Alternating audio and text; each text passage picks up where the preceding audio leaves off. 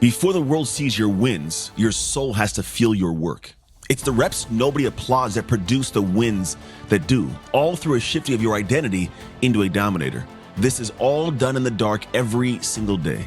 So let me be your guide as I welcome you to this episode of the Dark Work Daily. Your silence is a decision, a choice that has weights you don't even pay attention to. Every person listening right now, you listening right now, there is something you haven't said to someone in your life that's important to you, that needs to hear it, right? To your partner, to your wife, your spouse, to your team, to your kids, maybe to yourself. See, I want to talk about the cost of that silence, because these unspoken things that sit within you, they don't disappear, they fester. Like, I've had people in my life, complain about their spouse oftentimes, and I go, okay, cool, what's going on? They'll lay out all the things that they're doing wrong. Okay. When did you tell them this? What do you mean? When did you tell them that? Well, I didn't. Huh. Well, what do you expect to happen? Well, they should just know. Should they? Do you think this person is a mind reader? No. So then what happens is you don't tell them. They don't adjust. You have this assumption that they should know. So now everything they're doing is being categorized as a willful choice to dishonor, disrespect, to downplay you. See, the problem is you have these emotional things picking up, and the weight of these, it just keeps compounding. And what I've noticed is, for all of us, we don't pay attention to the silence and what it can do to negatively affect us in very crazy ways. I read this story recently where a woman broke down. I don't think it was true. I hope it wasn't true. But she broke down this situation where her and her husband were fighting. And they hadn't talked for a day, went to bed facing opposite of each other. And in the middle of the night, kind of closer to the day, like let's say 5 a.m, husband reaches over to her and grabs her because, she thinks he's essentially trying to, talk to her, and she throws his hand off. Then she gets up that next morning, she gets dressed for work, and they're still fighting. So she says nothing. She sees him laying in bed and obviously didn't want to talk to her because he's still asleep and not moving. So then she, took off, and then she was obviously mad. So she didn't talk to him all day long. She then got home, and she went upstairs after the long day to get undressed, and she saw the house was dirty, and she's like, it sucks that he still didn't do anything. And she gets upstairs and sees him still sitting in bed in the exact same physical position as when she left him. You know what this means. In that moment, she realized that her husband had passed away. She tried her best she could to resuscitate him, and she came to find in the middle of the night, he'd had an issue with a heart that she knew was already bad, and he had a heart issue. He was reaching over, asking for her help. And because of the fight and the silence, it killed him. Now, I don't know if this is a true story, but conceptually, how far off could it be? Statistically, this has happened before. See, the thing is, there's a real weight of your silence that you don't comprehend, trying to stay tight to the vest and the chest and let nobody see you sweat and no chinks in your armor. But the truth is, these unspoken things don't dissolve, and they don't always go to a great place. They metastasize. They show up as resentment. They create distance. You stall the team. You have a relationship that dies, or somebody dies in a relationship, quite literally.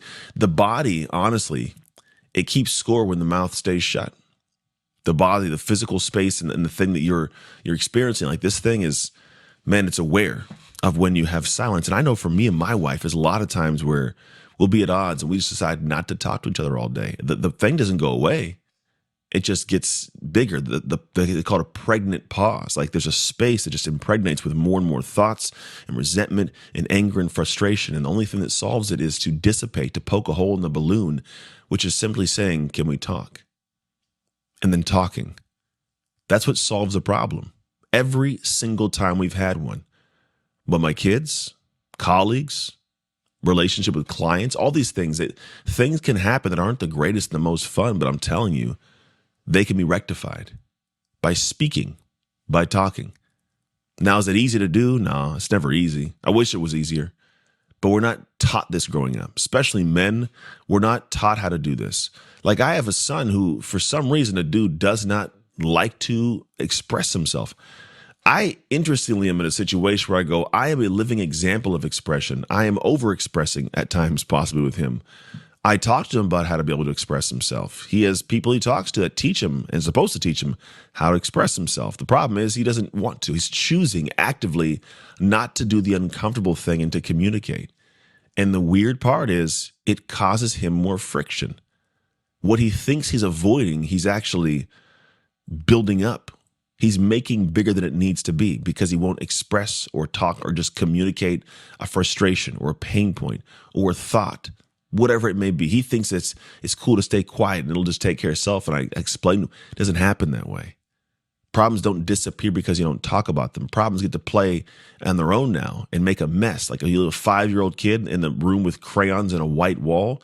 You give them enough time, that wall's not going to be white anymore, right? That's how problems play. They go out and they find something to do, and what they end up doing is not good. And so for all of us, the idea is that if you have this decision, like he's making a decision to not speak, to stay silent, you're deciding for yourself to have more difficulty in the future. You've decided that you are going to bring chaos to your life, because staying quiet doesn't do anything but let the craziness explode in size. So the real thing you should be doing is expressing, is talking, is not being silent and letting resentment build. Because silence is and may always be, unless it's some physical issue, always be a decision. If this episode stirred something in you, good. That means there's work to be done. Don't ignore it, because listening is just the beginning.